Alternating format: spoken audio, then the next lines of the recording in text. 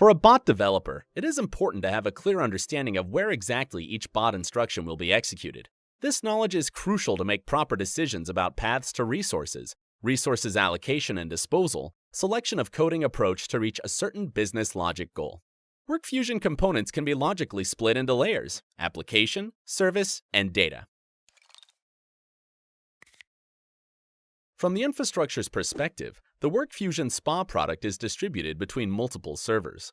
The minimal number of servers is 8. Some of the components that are intended to process large volumes of data and consume computational resources allow to configure a cluster in order to scale up. Scalable components are OCR, AutoML, and RPA, while some components, such as database and application, are typically single servers. Let's start with reviewing the execution flow. Suppose you are an automation engineer who launches a business process from a WorkFusion control tower. To do that, you will first need to navigate to the control tower's URL in a browser via an HTTPS secured protocol. Then you will be asked to log into the control tower. For you to log in, the control tower, which is deployed on the application server, will make a call to MySQL database, deployed in its turn on the database server.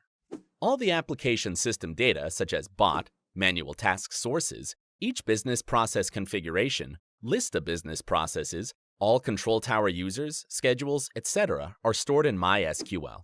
Communication between the control tower and the database works over a TLS secure protocol. When you run a bot task custom code, which is expected to be executed on the application server memory, the code stays within the application server. To illustrate this, think of generation of an Excel report using Java library, or a transformation using list to CSV component. One more example is parsing data from XML using an XPath component. Now suppose you design and launch a portion of an RPA automation code. An RPA Manager orchestrates a bots cluster. The RPA Manager delegates a command to a certain bot for execution. After that, the RPA Manager stores the command execution result and possible exceptions in the database. The bot launches the required application.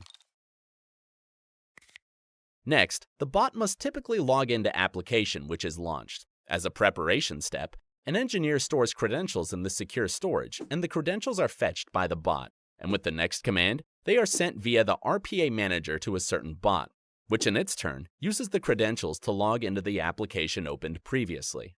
Note that an engineer always puts an RPA code within a certain session. In a session, all commands will be routed to the same bot, which will keep application up and running until the last command will be completed or until an exception occurs. When the RPA command is finished successfully, results are passed back to the RPA Manager and then back to the control tower. Thus, it is possible, for example, to get a list of new emails from Outlook back to the control tower, where by the means of the succeeding commands, we can code its parsing and other business logic. WorkFusion as an automation tool typically works with large number of customer documents in various formats. It is strongly recommended to avoid using the database to store documents. Instead, the platform offers the document storage. It has a desktop client for user to upload files and generate HTTP links to uploaded files. Later, those links are used by an engineer whenever bot has to work with the document. The control tower calls Optical Character Recognition REST API, which stores the execution trace in database. If an organization requires to process large number of documents daily, it can be achieved through OCR scaling. Once conversion results are ready, the control tower receives the result documents over an HTTPS secure protocol. The result documents in text or HTML formats are typically stored in the document storage. This is a developer's responsibility to add to a bot command to store. Now, let's see what happens in background if we train a model using the WorkFusion's AutoML. First, AutoML gets documents from the document storage. AutoML uses supervised learning, which requires gold data. It's the ideal data for a machine to learn dependencies and rules from. To create such data, AutoML relies on the human-in-the-loop capability of the control tower. The control tower sends manual tasks to the workspace application. Organizations' SMEs tag documents in the workspace application. Once a training set is ready and there is a required model available, model can be trained.